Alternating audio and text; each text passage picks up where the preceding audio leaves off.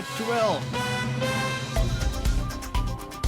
ආයුබෝවන් ඔබද එක්වන්නේ ලංකාවේ අංක එකේ සමබර තොරතුරු ප්‍රකාශය ලයිව් ඇට් 12 සමගින්. අද ලයිව් ඇට් 12 තුලින් ඔබ හමුවන මම මංජුල වීරසිංහ. මම චවිකා ගුණසේකර. අදත් මුලින්ම සිරස්තල. එක්ස්ප්‍රස් පර්ල් නෞකාවේ ගින්න තවදුරටත්. ගින්න නිසා අම්ලවැසි ඇතිවීමේ අවදානමක්. සංචරණ සීමා උල්ලංඝනය කරමින් වෙරළ තීරයට ගොඩ ගැසූ බහන්ඩ එකතු කළ 8 දෙනෙකු අත්අඩංගුවට. සෞඛ්‍යංශ නිර්දේශ කළ ගාල්ල මාතර සහ කුරුණෑගල ප්‍රදේශවල ජනතාවට සයිනෝෆාම් එන්නත් ලබා දීම අද. කොල්ලුපිටියෙන් පැනගිය කොවිඩ් ආසාදිතයා දමනින් සොයාගැනේ. නිරෝධායන නීති කඩ කළ 587 දෙනෙකු පසුගිය පැය 24 තුළ අත්අඩංගුවට. වැඩිම පිරිස මාතලෙන්. නීති කඩ කරමින් කොළඹට පැමිණි වාහන 28ක් පොලිස් බහරයට. මහකන්නයට අවශ්‍ය කාබනික පොහොර හිඟයකින් තොරව සැපයීමට ජනපතිගෙන් උපදෙස්. ඉන්දියාව කැළඹූ යාස්.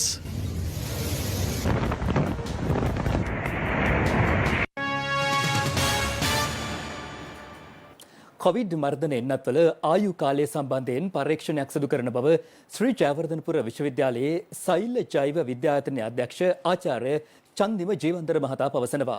ඔහු මේ අදහස් පළ කළේ අද උදෑසන පත්තරේ වැඩසටහන සමග එක්වමින්. මේ අතර කුරුණෑගල, ගාල්ල සහ මාතර දිස්ත්‍රික්කවල ජනතාවට සයිනෝෆාම් කොවිඩ් මර්ධන එන්නත් ලබා දීම අද සිට ආරම්භ වුණා. චීන රජයෙන් ප්‍රධානයක් ලෙස ලබා දුන් සයිනෝෆාම් එන්නතේ මාත්‍රා ලක්ෂ 5 මෙරටට ලැබීමත් සමග ජනාධිපති ගෝඨාභය රාජපක්ෂ මහතා උපදෙස් ලබා දුන්නේ ඊයේ දිනේ සිටම එම එන්නත් ජනතාවට ලබා දෙන ලෙසයි. කොවිඩ්-19 පැතිරීම වැළැක්වීමේ ජාතික ක්‍රියාන්විත මධ්‍යස්ථානයේ ප්‍රධානී යුද හමුදාපති ජෙනරල් ශවේන්ද්‍ර සිල්වා මහතා පැවසුවේ එම එන්නත් කරන වැඩසටහන සඳහා සෞඛ්‍ය කාර්ය මණ්ඩලවලට සහාය දීමට යුද හමුදාවේ වෛද්‍ය කණ්ඩායම්ද යොදවන බවයි. එමෙන්ම චීන රජයෙන් ලැබුණු ලක්ෂ 5ක සයිනෝෆාම් එන්නත් ප්‍රමාණයෙන් 3,75,000ක ප්‍රමාණයක් දෙවන මාත්‍රාව සඳහා ලබා දීමට වෙන් කර ඇති බව යුද හමුදාපති ජෙනරල් ශවේන්ද්‍ර සිල්වා මහතා පැවසුවා. ඉතිරි 1,25,000ක ප්‍රමාණය ගාල්ල, මාතර සහ කුරුණෑගල දිස්ත්‍රික්කවල හඳුනාගත් ප්‍රදේශවලට ලබා දෙන බව යුද හමුදාපතිවරයා වැඩිදුරටත් ප්‍රකාශ කළා. ඒ අනුව සයිනෝෆාම් එන්නත ලබා දීම ඊයේ කුරුණෑගල ප්‍රදේශයේදී සිදු කෙරුණා. මේ අතර බොස්නාහිර පළාතෙන් පිට වසංගත රෝග විද්‍යාංශය හඳුනා ගන්නා සහනවල එන්නත්කරණය අද ආරම්භ වුණා. ඒ අනුව ගාල්ල සහ මාතර දිස්ත්‍රික්කවල තෝරාගත් සහනවල එන්නත්කරණය අද පෙරවරුවේ ආරම්භ වුණා. මේ අතර කුරුණෑගල දිස්ත්‍රික්කයේ එන්නත්කරණය අද දෙවන දිනටත් සිදු වුණා. දමුල් ආර්ථික මධ්‍යස්ථානයේ 1610 දෙනෙකුට එන්නත් ලබා දීම මෙලෙස සිදු වූ අතර යුද හමුදාව විසින් මෙය සංවිධානය කළා. මේ වන විට මෙරට එන්නත් කරන වැඩසටහන යටතේ කුමන හෝ එන්නතක පළමු මාත්‍රාව පුද්ගලයින් 14,50,50 දෙනෙකුට ලබා දී තිබෙනවා. මාත්‍රා දෙකම සම්පූර්ණ කර ඇති සංඛ්‍යාව 3,43,277ක්. මේ අතර කොවිඩ් මර්ධන එන්නත්වල ආයු කාලය සම්බන්ධයෙන් ශ්‍රී ජයවර්ධනපුර විශ්වවිද්‍යාලයේ ආසාත්මිකතා ප්‍රතිශක්ති විද්‍යා සෛල ජෛව විද්‍යායතනයේ අධ්‍යක්ෂ ආචාර්ය චන්දිම ජීවන්දර මහතා අද උදෑසන පත්තරේ වැඩසටහන සමග මෙලෙස අදහස් පළ කළා. මා විසංවාදයකට යන්න නෙවෙයි සූදානම දැනුවත් කිරීමකට පත්තර වාර්තාවක සඳහන් කරලා තිබුණා කොරෝනා එන්නතේ ආයු කාලය වසරයි ඊට කලින් 3 වෙනි මාත්‍රාවකුත් ඕනෑ කියලා ඔහු සඳහන් කරනවා කියලා. මේකේ නිරවද්‍යතාවය පිළිබඳව සඳහන් කර ගැනීම සහ සොයා බැලීම වක්කියුතු මාධ්‍යයක වගකීමක්. මා කැමතියි ඔබතුමාට ඒ අවධානයට යොමු කරන්න. මම හිතන්නේ ලෝකයේ සියලුම රටවල් මේ අපේ එන්නත නිර්මාණය කරලා තියෙන්නේ චීනයේ වාර්තා වෙච්ච ඒ මූලික වෛරසය පදනම් කරගෙන. ඊට පස්සේ පසු කාලීනව ලෝපුරා මූලික වෛරසයෙන් වෙනස් වෙලා variants of concern කියන වෛරස් ප්‍රභේද ගොඩ නැගිලා තියෙනවා. ඒ කියන්නේ B1.617 ඉන්දියාවෙන් වාර්තා වෙච්ච ප්‍රභේදය, එංගලන්තයෙන් වාර්තා වෙච්ච ප්‍රභේදය, දකුණු ආෆ්‍රිකාවෙන් වාර්තා වෙච්ච ප්‍රභේදය වගේ විවිධ ප්‍රභේද වාර්තා වුණා. මේ ප්‍රභේද අර මූලික ප්‍රභේදයෙන් වෙනස්කම් තිබ්බා. එතකොට අර මුලින්ම ගොඩ නැගපු එන්නතේ වෛරස් එකට විරුද්ධව කරන හැකියාව අර මූලික වෛරස් එකට පොඩි අඩු ගතියක් පේනවා. ඒක නිසා තමයි න්‍යායාත්මකව විද්‍යාඥයන් කියන්නේ second generation vaccines ඉදිරියේදී අවශ්‍යතාවයක් ඇති වෙන්න පුළුවන් කියලා. හැබැයි දැනට මම මේ ඔය කියපු බොහොම ප්‍රභේද වලට දැනට ලෝකේ භාවිතා වෙන මේ සියලුම වැක්සින් හොඳින් ක්‍රියාත්මක වෙනවා. ඒ නිසා දැනට තාමත් ඒගොල්ලන් අනුමත කරන්නේ second generation vaccine එකකට යන්න. ඒ කියන්නේ වෛරස් ප්‍රභේදය වෙනස් කරන vaccine වලට යන්න අවශ්‍ය වෙයි කියලා තාම අනුමත කරන්නේ. ඒ ඉදිරියේදී න්‍යායාත්මක වශයෙන් යාමේ අවස්ථාවක් ඇති වෙන්න පුළුවන්. ඒ සම්බන්ධයෙන් අපිත් අපේ රට සමගත් පරීක්ෂණ කරගෙන යනවා. ගිනිගනිමින් පවතින එක්ස්ප්‍රස් පර්ල් නෞකාවෙන් මීකමුව අවට වෙරළ තීරයට ගොඩ ගැසූ ද්‍රව්‍ය එක්රස් කළ පුද්ගලයන් 8 දෙනෙකු පොලිසිය විසින් අත්අඩංගුවටගෙන තිබෙනවා. පොලිසිය ඇතුළු බලධාරීන් විසින් එම ද්‍රව්‍ය එක්රස් කිරීමෙන් වළකින ලෙස දැනුම් දී තිබුණද අදත් ප්‍රදේශයේ ජනතාව ඒවා රැගෙන යාමට වෙරළට පැමිණ සිටි ආකාරය දැකගත හැකි වුණා. පසුගිය 20 වෙනිදා සිට ගිනිගනිමින් පවතින එක්ස්ප්‍රස් පර්ල් නෞකාවේ ගින්න තවමත් පැතිර යමින් පවතිනවා. ශ්‍රී ලංකා ගුවන් හමුදාව ඇතුළු පාර්ශවයන් ගින්න නිවීම සඳහා දැඩි වෙහෙසක් ගනු ලබන අතර අද පෙරවරුව වන විට ඇවිලමින් තිබූ ගින්න යම් තරමකට අඩු වී විශාල දුමාරයක් එම නෞකාවෙන් නිකුත් වෙමින් තිබෙන බව ශ්‍රී ලංකා නාවික හමුදාව පවසනවා. නෞකාවේ ඇතිව තිබෙන ගින්න නිවීම සඳහා ශ්‍රී ලංකා නාවික හමුදාවට අමතරව ඉන්දියානු නාවික යාත්‍රා කිහිපයක්ද මේ වන විට මෙහෙයුම් දියත් කර තිබෙනවා. මේ අතර නෞකාවෙන් ගිලිහුණු බහලුම්වල පැවති ද්‍රව්‍ය වත්තල උස්වැටකෙයාව ප්‍රදේශයේ සිට මීගමුව වෙරළ තීරය දක්වා ගොඩගසා තිබූ අතර ඒවා එක්රස් කිරීමට බොහෝ පිරිසක් කටයුතු කරන ආකාරය අප ඊයේ වාර්තා කළා. එම ද්‍රව්‍ය එක්රස් කිරීමෙන් වළකින ලෙස බලධාරීන් දැනුවත් කර තිබියදීත් නිරෝධායන නීති පවා නොතකමින් ඒවා එක්රස් කළ පුද්ගලයින් 8 දෙනෙකු පොලිසිය විසින් අත්අඩංගුවටගෙන තිබෙනවා. මේ අතර දුංගල්පිටිය පොලිසිය විසින් එසේ වෙරළ තීරයෙන් ගොඩටගෙන ප්‍රවාහනය කිරීමට සූදානම් කර තිබූ රසායනික ද්‍රව්‍ය ඇතුළු විවිධ ද්‍රව්‍ය අඩංගු මළු 34ක් සමග පුද්ගලයින් 2 දෙනෙකු මෙන්ම ඒවා ප්‍රවාහනය කිරීමට යොදාගත් ලොරි රථයක්ද අද පෙරවරුවේ අත්අඩංගුවටගෙන තිබෙනවා. මේ අතර අදත් වෙරළ තීරයට පැමිණි ජනතාව ගොඩගැසී තිබෙන ද්‍රව්‍ය එක්රස් කිරීමට කටයුතු කරමින් සිටියේ මෙසේ.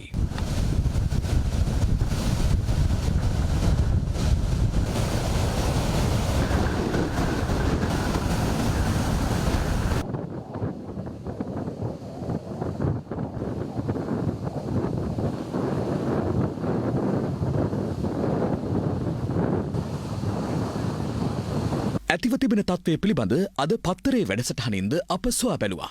නැව ළඟ අලුත්ම තත්ත්වය මොකද්ද? චන්දන පුස්වැලා අද උදෑසන මෙහි ගොස් සිටිනවා.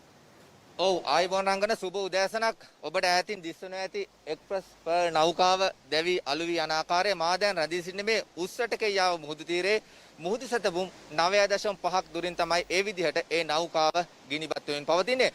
මේ මොහොතේ නාවික හමුදාව, ගුවන් හමුදාව, වෙල්ල ආරක්ෂක දෙපාර්තමේන්තුව වගේම ඉන්දියාවේ සිට අපේ සහායට ආපු නෞකා ඒ නෞකාවේ ගින්න නිවා දැමීමේ මෙහෙයුම් සඳහා එක්ව තිබෙනවා. ඉතින් නෞකාව නිවන්න ඒ මෙහෙයුමේ ඒ විදිහට ඒ සෙබළුන් නිරත වන ආකාරයටම තවත් මෙහෙයුමක නිරත වන නාවික හමුදා සෙබළුන් සහ පොලිස් නිලධාරී පිරිසක් තමයි ඔබ මේ දකින්නේ.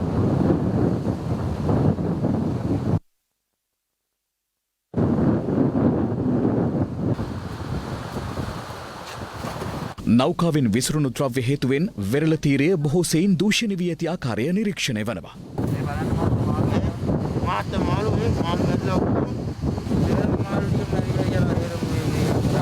මම දැන් ඉන්නේ පමුඩුගම පොලිස් වසමේ සරප්පුව ප්‍රදේශයේ. ඉතින් සරප්පුව මුහුදු තීරයේ තමයි ඉන්නේ. ඔබට පෙනෙනවා ඇති මුහුදු තීරය මොනතරම් අපවිත්‍ර වී තිබෙනවාද යන වග. එසේම ඇතිව තිබෙන තත්ත්වයක් සමග ඉදිරියේදී අම්ලවැසි ඇතිවීමේ ප්‍රවණතාවයක්ද මෙවන විට නිර්මාණය වී තිබෙනවා. අපිට විමසිල්ලෙන් බලාගෙන ඉන්නට වෙනවා. යම්කිසි වෙලාවක වර්ෂාවත් සමග අම්ලවැසි ශ්‍රී ලංකාවටම යන්නේ නෙවෙයි. නමුත් මේව පරාසය තුළ යම්කිසි ප්‍රමාණයකට සිද්ධ වෙයිද කියන එකත් පොඩ්ඩක් අපිට සැලකිල්ලෙන් බලන්නට වෙනවා. මේ අතර එක්ස්ප්‍රස් පර්ල් නෞකාවේ ඇතිව තිබෙන ගින්නෙන් සිදුව ඇති හානිය නිරීක්ෂණය කිරීම සඳහා 6 දිනකගෙන් යුත් නෙදර්ලන්ත විශේෂඥයින් කණ්ඩායමක් එම නෞකාව ආසන්නයට ගොස් තිබෙනවා. රට පුරා සංචරණ සීමා පනවා තිබියදී එය නොතකා නිරෝධායන නීති කඩකල පුද්ගලයන් 587 දෙනෙක් ඊයේ දිනය තුලදී අත්අඩංගුවටගෙන තිබෙනවා. මේ අතර බස්නාහිර පළාතට ඇතුළු වන රථ වාහන ඊයේ දිනේද දැඩි පරීක්ෂාවට ලක් කර නීති කැඩූ රියදුරන්ට දැඩිව අවවාද කිරීමට සහ රථ වාහන පොලිස් බහරයට ගත් බවයි පොලිස් මාධ්‍ය ප්‍රකාශක නියෝජ්‍ය පොලිස්පති අජිත් රෝහණ මහතා ප්‍රකාශ කළේ. COVID-19 වෛරසය මැඩ පැවැත්වීම සඳහා මේ වන විට දිවයින පුරාම සංචරණ සීමා ක්‍රියාත්මක වනවා. එසේ තිබියදීත් සංචරණ සීමා හා නිරෝධායන නීති කඩ කරමින් ක්‍රියා කරන පුද්ගලින් සොයා පොලිසිය සහ ත්‍රිවිධ හමුදාව එක්ව මෙහෙයුම් සිදු කරනවා. ඒ සඳහා ඩ්‍රෝන තාක්ෂණයද යොදාගෙන බවයි පොලිස් මාධ්‍ය ප්‍රකාශක නියෝජ්‍ය පොලිස්පති අජිත් රෝහණ මහතා කියා සිටියේ.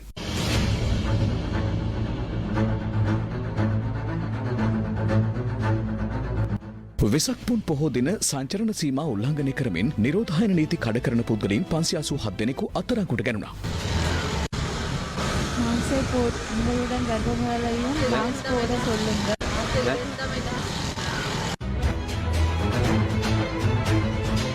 පරමාලි සාක්ෂිකාරව දෙන්න ඉන්නවද? ඉතින් මෙච්චර මොකටද යන්නේ? කොයින්ද ගෙනියන්නේ? අරන් යනවන්නේද? එලෙස අත්අඩංගුවට ගත් පුද්ගලයින්ගෙන් 155 දෙනෙකුම අත්අඩංගුවට ගෙන ඇත්තේ මාතලේ දිස්ත්‍රික්කයේ කේන්ද්‍ර කර ගනිමින් සිදු කළ මෙහෙයුම්වලදී. මේ අතර බස්නාහිර පළාතට ඇතුළු වන සහ පිටවන රථවාහනද දැඩි පරීක්ෂාවට ලක් කරනවා. ඊයේ දිනේ පමණක් ත්‍රිරෝධ රථ 3397ක් සමග අනිකුත් රථවාහන දැඩි පරීක්ෂාවට ලක් කර තිබෙනවා. එහිදී නිරෝධායන නීති උල්ලංඝනය කරමින් ධාවනය කර ඇති ත්‍රිරෝධ රථ 25ක් පොලිස් බහරයට ගෙන එහි සිටි පුද්ගලයන් 30 දෙනෙකු අත්අඩංගුවට ගැනුණා. සංචරණ සීමා සහ නිරෝධායන නීති කඩ කරන පිරිස් සොයා අදත් ප්‍රදේශ රැසක මෙහෙයුම් ආරම්භ කර තිබෙනවා. කොළඹ නගරයට ඇතුළු වන වාහන සම්බන්ධයෙන් අහඹු පරීක්ෂාවක් සිදු කර තිබෙනවා. මෙහිදී වාහන 735ක් අහඹු ලෙස තෝරාගෙන පරීක්ෂාවකට ලක් කර තිබෙනවා. මෙම ගමන් කරන ලද වාහන 735න් වාහන 28ක් පමණ කිසිම අත්‍යවශ්‍ය රාජකාරියකට අයත් නොවන බවත්, ඒ වගේම කිසිම ආකාරයක රෝගීන් රැගෙන යාමක් සිදු නොකළ බවත් අනාවරණය වී තිබෙනවා. පසුගිය ඔක්තෝබර් 30 දින සිට මේ දක්වා කාලය තුල අත්අඩංගුවට ගෙන ඇති මුළු සංඛ්‍යාව 14766ක් පමණ වෙනවා. අත්‍යවශ්‍ය සේවාවල කාර්ය මණ්ඩල වල නිර්ලාංඡන අවභාවිතා කරමින් ගමන් කරන්නන් පිළිබඳවත් නිරන්තරයෙන් අපේ අවධානය යොමු වී තිබෙනවා. මේ අතර මෙරටින් වාර්තා වූ සමස්ත කොවිඩ් ආසාදිතයින් සංඛ්‍යාව 1,72,277ක් දක්වා ඉහළ ගොස් තිබෙනවා. ඒ ඊයේ තවත් ආසාදිතයින් 2,377 දෙනෙකු වාර්තා වීමත් සමගයි. මේ වන විට මෙරටින් වාර්තා වී ඇති ආසාදිත මරණ සංඛ්‍යාව 1,298 දක්වා ඉහළ ගොස් තිබෙනවා. තවත් ආසාදිත මරණ 29ක් සෞඛ්‍ය සේවා අධ්‍යක්ෂ ජෙනරාල්වරයා විසින් ඊයේ තහවුරු කළා. ඉන් මරණ දෙකක් සිදු ඇත්තේ ඊයේ දිනේදී. සෙසු ආසාදිත මරණ 27ම වාර්තා වී ඇත්තේ මැයි 20 වෙනිදා සිට 25 වෙනිදා දක්වායි. ඊයේ තහවුරු කෙරුණු මරණ වලින් 16ක් පිරිමි පුද්ගලයින් වන අතර සෙසු 13 කාන්තාවන්. වැඩිම ආසාදිත මරණ සංඛ්‍යාවක් වාර්තා වී ඇත්තේ වයස අවුරුදු 60 ඉක්ම වූ පුද්ගලයින් අතුරින්. ඊයේ තහවුරු කෙරුණු මරණ අතරින් 5 දෙනෙකු වයස අවුරුදු 60ට අඩු පුද්ගලයින් වන අතර හාලියල ප්‍රදේශයේ පදිංචිව සිටි 20 හැවිරිදි කාන්තාවක්ද ඒ අතර වනවා. බදුල්ල මහරුහලේ ප්‍රතිකාර ලැබමින් සිටියේදී පසුගිය 24 වෙනිදා ඇය මිය ගොස් ඇත්තේ අධිරුධිර පීඩනය, ඇදුම සහ කොවිඩ් නියුමෝනියාව හේතුවෙන්. මෙරටින් ඊයේ වාර්තා වූ ආසාදිතින් 2377 දෙනාගෙන් 2325 දෙනෙකුම අලුත් අවුරුදු පොකුරට අදාළව වාර්තා වී තිබෙනවා. විදේශගතව සිට දෙවයිනට පැමිණ නිරෝධායන වෙමින් සිටි පුද්ගලයින් අතුරින් ඊයේ හඳුනාගත් ආසාදිතින් සංඛ්‍යාව 52ක්. දිස්ත්‍රික්ක 25ක ආශ්‍රිතවම ඊයේත් ආසාදිතයින් වාර්තා වී තිබූ අතර වැඩිම ආසාදිතයින් සංඛ්‍යාවක් වාර්තා වී තිබුණේ කොළඹ දිස්ත්‍රික්කයෙන්. එම සංඛ්‍යාව 573ක්. ඒ අනුව කොළඹ දිස්ත්‍රික්කයෙන් වාර්තා වී ඇති සමස්ත ආසාදිතයින් සංඛ්‍යාව 47487 දක්වා ඉහළ ගොස් තිබෙනවා. ගම්පහ දිස්ත්‍රික්කයෙන් ඊයේ ආසාදිතයින් 530 දෙනෙකු වාර්තා වීමත් සමග එම දිස්ත්‍රික්කයේ සමස්ත ආසාදිතයින් සංඛ්‍යාව 31414 දක්වා ඉහළ ගියා. මහනුවර දිස්ත්‍රික්කයෙන් ආසාදිතයින් 257ක්, ත්‍රිකුණාමලෙන් ආසාදිතයින් 151ක්, රත්නපුරයෙන් ආසාදිතයින් 129ක් සහ කළුතරින් ආසාදිතින් 128 දෙනෙකු ඊයේ වාර්තා වුණා. ඊයේ දිනේදී පැය 24 තුල කරන ලද PCR පරීක්ෂණ සංඛ්‍යාව 20193ක් ලෙස වාර්තා වෙනවා. පෞද්ගලික කාලයේ PCR පරීක්ෂණ 25000 ඉක්මවලා කරගෙන ගියා. මේ වෙනකොට 20000කට ඉක්මවලා තමා සිද්ධ වෙන්නේ. මේකට හේතුව උනේ පුද්ගලික අංශයේ PCR පරීක්ෂණ කිරීමේ ක්‍රියාවලිය විධිමත් කිරීම සඳහා ගත් යම් ක්‍රියාමාර්ග නිසා PCR පරීක්ෂණ සංඛ්‍යාවේ යම් කිසි විදිහක අඩාල වීමක් සිද්ධ වුණා. නමුත් දැන් මේක නැවතත් ගොඩනැගෙමින් පවතිනවා. ඒ නිසා මේ සංඛ්‍යාව ඉදිරියේදී නැවතත් අර මුල් සංඛ්‍යාවට යාවි. මේ වන විට මෙරටින් වාර්තා වී ඇති සමස්ත COVID-19 ආසාදිතින් 1,72,277 දෙනාගෙන් 1,42,378 දෙනෙකු සුවය ලබා තිබෙනවා. තවදුරටත් රෝහල් සහ අතරමැදි ප්‍රතිකාර මධ්‍යස්ථාන ආශ්‍රිතව ප්‍රතිකාර ලබන ආසාදිතින් සංඛ්‍යාව 28,601ක්. මේ අතර කොල්ලුපිටිය පෞද්ගලික රෝහලක ප්‍රතිකාර ලැබමින් සිටිය දීපලාගේ COVID-19 ආසාදිත පුද්ගලයා දමන ප්‍රදේශයේදී පොලිස් අත්අඩංගුවටගෙන තිබෙනවා. ඔහු මේ වන විට පල්ලෙමුණ ප්‍රතිකාර මධ්‍යස්ථානයේ සඳහා යොමු කර ඇති බවට වාර්තා වෙනවා. මොහු අදාළ රෝගයට ප්‍රතිකාර ලබා දීමෙන් අනතුරුව සහ නිරෝධායන කාල සීමාව ඉක්මවීමෙන් අනතුරුව මොහුට එරෙහිව නිරෝධායන සහ රෝග වැළැක්වීමේ ආරක්ෂා පනතේ ප්‍රතිපාදනය යටතේ කටයුතු කිරීමට නියමිතව තිබෙනවා. මහකන්නයට අවශ්‍ය කාබනික පොහොර හිඟයකින් තොරව ගොවීන්ට ලබා දීම සඳහා විධිමත් ක්‍රමවේදයක් ඔස්සේ පියවර ගන්නා ලෙස ජනාධිපති ගෝඨාභය රාජපක්ෂ මහතා අදාළ නිලධාරීන්ට උපදෙස් ලබා දී තිබෙනවා. ජනාධිපතිතුමා මෙසේ උපදෙස් ලබා දී ඇත්තේ ජනාධිපති කාර්යාලයේ පැවති විශේෂ සාකච්ඡාවකදී. කෘෂිකර්ම අමාත්‍යාංශයේ නිලධාරීන් සහ කාබනික පොහොර නිෂ්පාදකයින් සමග ජනාධිපති ගෝඨාභය රාජපක්ෂ මහතා ජනාධිපති කාර්යාලයේදී විශේෂ සාකච්ඡාවක නිරත වී තිබෙනවා. එහිදී කන්න කිහිපයක් ඇතුළත කෘෂිකර්මාන්තයට අවශ්‍ය සමස්ත කාබනික පොහොර ප්‍රමාණය මෙරටදීම නිෂ්පාදනය කළ හැකි බවයි කාබනික පොහොර නිෂ්පාදකින් පවසා ඇත්තේ. පරිසරිතකාමී පොහොර නියම ව්‍යාපෘතිය යටතේ අන්තිම කන්න තුනේ අපි දැනට අක්කර ලක්ෂයක් විතර කරලා තියෙනවා. එතකොට දැනට අපේ කැපැසිටි එක තියෙනවා අවුරුද්දකට අක්කර ලක්ෂ 1.5කට විතර වගේ දැනට. හැබැයි ඒක ඊළඟ අවුරුද්දේ අක්කර ලක්ෂ 5ක් දක්වා වැඩි කරන්න පුළුවන්. සහ අපේ නිෂ්පාදනයෙන් අක්කරයකට අවශ්‍ය වෙන්නේ කන්නයක් සඳහා ලීටරයයි. ඉතා පොඩි ප්‍රමාණයක්. ඒකින්ද අපිට මේක අප්ස්කේල් කරලා මම හිතන්නේ අපිට අවුරුදු 2ක පමණ කාලෙකින් මුළු ලංකාවටම අවශ්‍ය ඒ බයෝ ෆර්ටිලයිසර් ප්‍රමාණය දෙන්න පුළුවන් මේ ලික්විඩ් එකක් විදියට. ග්‍රාම සේවාව සම් 14000 ගණනක් තියෙනවා. අපිට යුනිට් ටිකක් සුදුසු විදිහට ඒ සම්පත් එක්ක ඒ ටිකේ හැදුවොත් ඒ ප්‍රදේශයේ ඉන්න ගොවියන්ට කොම්පෝස්ට් ටික ඒගොල්ලන්ට හදන්න පුළුවන්. ඒ වගේම ජනාධිපතිතුමනි සම්පකාර කොමසාරිස්තුමත් සම්පකාර දෙපාර්තමේන්තුව හරහා එකඟ වෙලා තිනවා කාබනික පොහොර නිෂ්පාදනය කරන ජනාධිපතිතුමනි. ඉඩම් ප්‍රසංස්කර බල මණ්ඩලයත් එළියට ඇවිල්ලා තියෙනවා චන්දසේන මහත්මයාගේ ප්‍රධානත්වයෙන් මෙරටේ කාබනික පොහොර නිෂ්පාදනය කරන්න. ඒ වගේ පළාත් පාලන ආයතන ඒ වගේම තවත් ආයෝජක විශාල පිරිසක් ඇවිල්ලා ඉන්නවා මේ කාබනික පොහොර ඔබතුමා ගත තීන්දුවත් එක්ක. ඒ අයලා ඔක්කොම ට්‍රේන් කරන්න අපි පටන් ගත්තා. දවසක් එකතු කරලා ඒගොල්ලන්ට මේ කාබනික පොහොර ප්‍රචලිත කිරීම සහ බයෝ පිළිබඳව ට්‍රේනින් එක දෙනවා. ජනාධිපතිතුමා මෙහිදී අදාළ නිලධාරීන්ට උපදෙස් ලබා දී ඇත්තේ මහකන්නයට අවශ්‍ය කාබනික පොහොර හිඟයකින් තොරව ලබා දීම සඳහා අවශ්‍ය පියවර ගන්නා ලෙසයි. ඉතින් මේකෙදී අපි ප්‍රධාන වශයෙන්ම බලන්නට ඕන ගෝවියාට කිසිම කරදරයක් වෙන්නේ නැතුව මේ කාර්යය උන්ට කරගෙන යන්න. මම හිතන්නේ මීට ඉස්සෙල්ලා මේවා අසාර්ථක වෙන්න ඇත්තෙත් මේ හරි විදියට මේ ගොවියට තමන්ගේ කන්නේ එනකොට පොහොර ටික ඊට පස්සේ ඒ දැනුවත් වීම මොන පොහොරද කොයි වෙලාවෙද පාවිච්චි කරන්නේ වලනාශක වර්ග පාවිච්චි කරන්න දෙන්නේ නැත්නම් ඒක කොහොමද කරන්නේ ඒ දැනුවත් වීම ඒගොල්ලන්ට අවශ්‍යයි. අපි තෝරාගත්ත නම් මොනවද භාවිතා කරන පොහොර ඒ අවස්ථාවන්ට කියලා ඒවා අපේ රටේ පුළුවන් තරම් නිෂ්පාදනය කරන්නට උත්සාහ ගන්න ගමන් මේ ඉදිරියට එන කන්නේදී ඒවා නොඅඩුව තියෙන්න කඩිනමින්ම අපිට වෙන රටකින් මේව ගේන්න පුළුවන්. කොහොමද දැන් අපි රසායනික පොහොර විශාල වශයෙන් ගෙන්නුවානේ. ඒ වෙනුවට අපි කාබනික පොහොර වර්ග ඒවා ගේන්න ඕනේ. ඒවා ඕන තරම් භාවිතා කරන රටවල් තියෙනවා. ඒ රටවල් වලින් බලලා හරි ප්‍රමිතියකින් තියෙන පොහොර වෙලාවට ගේන්නට ඕනේ. මහරගම ප්‍රදේශයේ පිහිටි පුද්ගලික සමූපකාර බැංකුවකින් රුපියල් කෝටි 91ක මුදලක් වංචා කර දිගු කලක් සැඟව සිටි පුද්ගලයෙකු අපරාධ පරීක්ෂණ දෙපාර්තමේන්තුව විසින් අත්අඩංගුවටගෙන තිබෙනවා. පොලිස් මාධ්‍ය ප්‍රකාශක නියෝජ්‍ය පොලිස්පති නිතීඥ අජිත් රෝහණ මහතා ප්‍රකාශ කළේ සැකකරු එම පුද්ගලික සමූපකාර බැංකුවේ අධ්‍යක්ෂවරයෙකු ලෙසද කටයුතු කර ඇති බවයි. මොහු එහි අධ්‍යක්ෂක මණ්ඩලයේ අධ්‍යක්ෂකවරයෙකු වශයෙන් සිට මෙම රුපියල් කෝටි 91ක මුදල වංචා කර ඇති බවට වාර්තා වී තිබෙනවා. එමෙන්ම මෙම පුද්ගලයා මෙම වංචාවෙන් පසුව දීර්ඝ කාලයක් ප්‍රදේශයෙන් බැහැරව සිට ඇති බවටයි වාර්තා වෙන්නේ. කෙසේ වෙතත් අපරාධ පරීක්ෂණ දෙපාර්තමේන්තුවේ බුද්ධි නිලධාරීන් මගින් දීර්ඝ කාලයක් තිස්සේ සිදු කරන ලද ආවේශන ක්‍රියාවලියක ප්‍රතිඵලයක් හැටියට මේ පුද්ගලයා ඊයේ දින අත්අඩංගුවට ගනු ලැබුවා. ඔහු වංචා කරන ලද මුදල් ප්‍රමාණය රුපියල් කෝටි 91ක් බවටයි වාර්තා වෙන්නේ.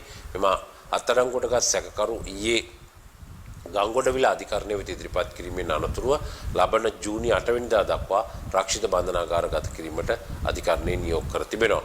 මේ සම්බන්ධයෙන් අපරාධ පරීක්ෂණ දෙපාර්තමේන්තුව තවදුරටත් පරීක්ෂණ පවත්වනු ලබනවා. මේ අතර රේගු නීති උල්ලංඝනය කරමින් විදේශ රටවලින් අමතර කොටස් ගෙන්වා මෙරටදී එකලස් කරන ලද මෝටර් රථයක් සම්බන්ධයෙන් පොලිස් විශේෂ කාර්ය බලකායේ බුද්ධි නිලධාරීන්ගෙන් ලද තොරතුරක් මත මෙහෙයුමක් සිදු කර තිබෙනවා. ඒ අනුව එම මෝටර් රථය ළඟ තබාගත් කාන්තාවක් විශේෂ කාර්ය බලකාය මගින් අත්අඩංගුවටගෙන කොළඹ වෙරළබඩ පොලිස් ස්ථානය වෙත බාර දී තිබෙනවා. මෙම කාන්තාව කොළඹ නගර සභාවේ හිටපු නාගරික මන්ත්‍රීවරයෙක් බවටත් වාර්තා වී තිබෙනවා. මේ සම්බන්ධයෙන් වෙරළබඩ පොලිසිය සමග විශේෂ කාර්ය බලකාය තවදුරටත් පරීක්ෂණ පවත්වනු ලබනවා. කොවිඩ් වසංගතය හේතුවෙන් සමස්ත බෞද්ධ ජනතාවට ආමිස සහ ප්‍රතිපත්ති පූජාවන්ට ප්‍රමුඛත්වය දෙමින් මෙවර වෙසක් උත්සවය සැඹරුම නිවසට සීමා කිරීමට සිදුව තිබෙනවා. පවතින COVID-19 වෛරසය හමුවේ බොහෝ වෙහෙර විහාරස්ථානවලට ජනතාව නොපැමිණි අතර ආගමික සහ ප්‍රතිපත්ති පූජාවන් එම වෙහෙර විහාරස්ථානවල වැඩ සිටින මහා සංඝරත්නය විසින් සිදු කළා. කෙසේ වෙතත් මේ වන විට රට තුළ පවතින සංචරණ සීමා හමුවේ සමස්ත බෞද්ධ ජනතාවට වෙසක් පොහෝ දින ආගමික සහ ප්‍රතිපත්තිමය පූජා පැවැත්වීමට සිදුව තිබෙන්නේ නිවසට සීමා වෙමින්.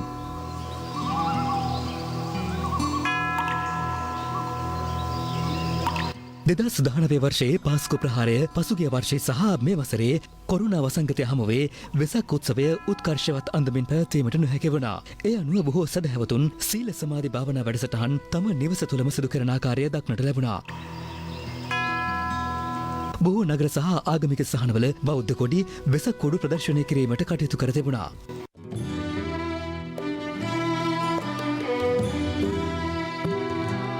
ජනාධිපති ලේකම් කාර්යාලයද වෙසක් සැරසිලි වලින් වර්ණවත් වී තිබුණේ මෙලෙසින්. මේ අතර ගංගාරාම විහාරස්ථානය මගින් වාර්ෂිකව පවත්වනු ලබන බුද්ධ රශ්මී වෙසක් කලාපය මෙවරද පැවැත්වෙනවා. එය විවෘත කිරීම අග්‍රාමාත්‍ය මහින්ද රාජපක්ෂ මහතා අතින් සිදු වුණා.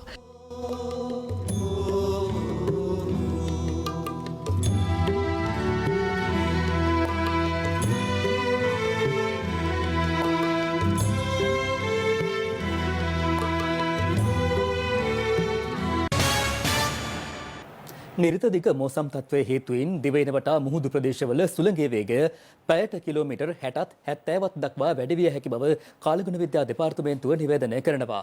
එම දෙපාර්තමේන්තුව පවසන්නේ බස්නාහිර, සබරගමුව, මධ්‍යම සහ වයඹ පළාත්වලත් ගාල්ල සහ මාතර දිස්ත්‍රික්කවලත් විටින් විට වැසි ඇති විය හැකි බවයි. නිර්තදික මෝසම් තත්වය හේතුවෙන් බස්නාහිර සහ සබර්ගමුව පළාත්වලත් ගාල්ල, මාතර, මහනුවර සහ නෝරෙලිය දිස්ත්‍රික්කයේ ඇතැම් ස්ථානවලට මිලිමීටර 75ක පමණ වැසි ඇතිවිය හැකි බව කාලගුණ විද්‍යා දෙපාර්තමේන්තුව නිවේදනය කරනවා. එම දෙපාර්තමේන්තුව පවසන්නේ පුත්තලම සිට කොළඹ හරහා බේරුවල දක්වා වන මුහුදු ප්‍රදේශයේ සුළඟේ වේගය විටින් විට පැයට කිලෝමීටර් 60ත් 65ත් දක්වා වැඩි විය හැකි බවයි. කෙසේ නමුත් දීවර ප්‍රජාවට විශේෂයෙන් මතක් කරන්නේ මන්නාරම ඉඳන් පුත්තලම හරහා හම්බන්තොට දක්වා තියෙන වෙරළබඩ තීරයට ඔබෙන් තියෙන ගැඹුරු සහ නොගැඹුරු මොහොත් తీරවල තනින් තන වැසි හෝ ගිගුරුන් සහිත වැසි තත්ත්වයන් නිර්මාණය වෙනවා. ඉදිරි දින කිහිපය තුළදී මේ වැසි තත්ත්වය ක්‍රමක්‍රමයෙන් අඩු වෙන ලකුණු තමයි පහළ වෙලා තියෙන්නේ. ඊට අමතරව සුළං තත්ත්වයක් ක්‍රමක්‍රමයෙන් අඩු වෙන තත්ත්වයක් පෙන්වන්න කරනවා. මේ අතර අයහපත් කාලගුණ තත්ත්වයක් සමග හමාගිය සුළං හේතුවෙන් ප්‍රදේශ රැසකින් විදුලිය බිඳ වැටීම් වාර්තා වුණා. අවිස්සාවේල්ල ශාලාව කොස්ගම ප්‍රදේශයට බලපෑ අයහපත් කාලගුණ තත්ත්වය හේතුවෙන් ගස් කඩා වැටීමෙන් විදුලිය විසන්ධි සිද්ධීන් රැසක් වාර්තා වනවා. අප වාර්තාකරු පැවසුවේ ඒරියගොල්ල දෙහි ඕවිට හා තල්දුව ඇතුළු ප්‍රදේශ රැසක ගස් කඩා වැටීමෙන් විදුලිය විසන්ධි වී ඇති බවයි. ඊයේ දිනේත් දිවයිනට බලපෑ අයහපත් කාලගුණ තත්ත්වය හේතුවෙන් හම්බන්තොට දිස්ත්‍රික්කයේ හරහා හමාගිය සුළං හේතුවෙන් තංගල්ල වේල්ල ප්‍රදේශයේ වෙල්ලි අයක් මැද පිහිටි අධිබලති විදුලි රැහැන් පද්ධතියකට හානි සිදු වුණා. අප වාර්තාකරු පැවසුවේ කඳුරුපොකුණු ප්‍රදේශයේද අධිබලති විදුලි රැහැන් පද්ධතියකට සුළඟින් හානි සිදු වූ බවයි. පාලින්දනුවර ප්‍රාදේශීය ලේකම් කොට්ටාශයේ කෙලින්කන්ද ග්‍රාම සේවා වසමේ මාකලේ ඇල්ල ප්‍රදේශයේ සුළං හේතුවෙන් විශාල ගසක් පෙරලීමෙන් අධිබලති විදුලි රැහැන් පද්ධතියකට බරපතල හානි සිදුව තිබෙනවා. මෙම තත්ත්වය හේතුවෙන් විදුලි බල මණ්ඩලයේ දුරකථන මධ්‍යස්ථානයේ වෙත පැයකට දුරකථන ඇමතුම් 5000ක් පමණ ලැබෙන බවයි එම මණ්ඩලය පවසන්නේ. මෙම ඇමතුම් වලට පිළිතුරු ලබා දීමේ ප්‍රායෝගික දුෂ්කරතාවයකට මුහුණ පා ඇති බැවින් දෛනික කටයුතු යථා තත්ත්වයට පත් කරන තෙක් පවතින තත්ත්වය අවබෝධ කරගෙන සහයෝගය ලබා දෙන ලෙසයි විදුලි බල මණ්ඩලය ජනතාවගෙන් ඉල්ලා සිටින්නේ. වලස්මුල්ල, ගල්වාඩිය, මාපිටකන්ද ආදී ප්‍රදේශ රැසක නිවස් මතට ගස් කඩා වැටීමෙන් අලාභ හානි සිදුව තිබෙනවා. අප වාර්තාකරු පැවසුවේ ගස් කඩා වැටීමෙන් එම ප්‍රදේශවල නිවාස 5 5කට හා පෙරපාසල් ගොඩනැගිල්ලකට මෙලෙස හානි සිදුව ඇති බවයි. පොළොන්නරුව මැදිරිගිරිය ප්‍රදේශයට බලපෑ තද සුළං හේතුවෙන් එම ප්‍රදේශයේ නිවසක් සම්පූර්ණයෙන්ම විනාශ වී තිබුණේ මේ අයුරින්. වවුනියාව නෙඩුන්කේනී ඔළුමඩු ප්‍රදේශවලට බලපෑ සුළං හේතුවෙන් ගස්ලබු වගාවකට දැඩි හානි සිදුව තිබුණා. අප වාර්තාකරු පැවසුවේ ගස්ලබු ගස් 600කට ආසන්න ප්‍රමාණයක් මෙලෙස විනාශ වී ඇති බවයි. ආරච්චි කට්ටුව මුතුපන්තිය දූපතේ දකුණු කොටසේ මුහුද ගොඩ ගැලීම හේතුවෙන් එම දූපතේ පවුල් 34ක පුද්ගලයන් දැඩි පීඩාවට පත්ව සිටිනවා. එම ප්‍රදේශයට පවතින දැඩි සුළං තත්ත්වයේ හේතුවෙන් වෙරළ ආරක්ෂා කිරීම සඳහා යොදා තිබූ ආරක්ෂිත වැලිකඳු සියල්ලක්ම මේ වන විට ගසාගෙන ගොස් තිබෙනවා. පසුගිය දින කිහිපය පුරාවට දිවයිනට බලපෑ අයහපත් කාලගුණ තත්ත්වයේ හේතුවෙන් රත්නපුර දිස්ත්‍රික්කයේ පහත් බිම් රැසක් තවමත් ජලයෙන් යටව පවතිනවා. අද වන විට කළුගඟ ගලන වේගය අඩු වී ඇති බවයි අප වාර්තාකරු පැවසුවේ. මේ අතර දින ගණනාවක් ජලයෙන් යට වූ තම නිවාසවල ජීවත් වූ ජනතාව අද දිනේ ජලය බැස යාමෙන් පසු සිය දෛනික කටයුතු වල නිරත වන ආකාරයද දක්නට ලැබුණා. තවත් දේශීය පුවත් කිහිපයක් වෙතයි දැන් අවධානය. රුසියාවේ නිෂ්පාදිත ස්පුට්නික් වී එන්නත් මාත්‍රා 50,000ක් අද රාත්‍රී දිවයිනට රැගෙනීමට නියමිත බව ඖෂධ නිෂ්පාදන සැපීම් හා නියාමන රාජ්‍ය අමාත්‍ය මහාචාර්ය චන්න ජයසුමන මහතා පවසනවා. ඒ සමගින් තවත් දේශීය පුවත් කිහිපයක් කෙටියෙන් දකිමු දැන්. පිළියන්දල මඩපාත කුරුඳුවත්ත ප්‍රදේශයේ ඊයේ රාත්‍රී නිවසක් ඉදිරිපිට නවතා තිබූ මෝටර රථයක් හදිසියේ ගිනි ගැනීමට ලක්වීමෙන් එම නිවසටද දැඩි හානි සිදුව තිබෙනවා. මොරටුව නගර සභාවේ ගිනි නිවන ඒකකයෙන් නිලධාරීන් පැමිණ එම ගින්න නිවා දැමීමට කටයුතු කළා.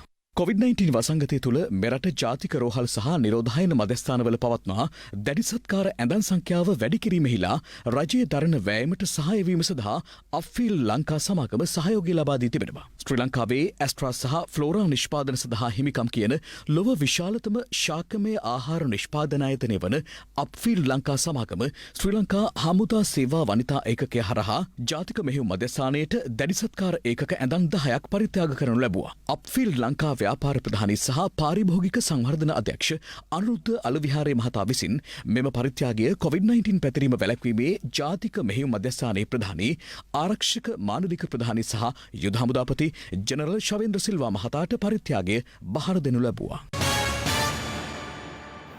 ඒ සමගින් ලයිව් ඇට්වල් තුලින් සමුගන්නයි මේ සූදානම. ලයිව් ඇට් SMS සේවාව තිරේ දිස්වන ආකාරයට ඔබට සක්‍රිය කරගත හැකි අතර උණුසුම් පුවත් දැනගැනීම සඳහා www.liveat.lk වෙබ් අඩවියට පිවිසෙන්න. සුබ දවසක්.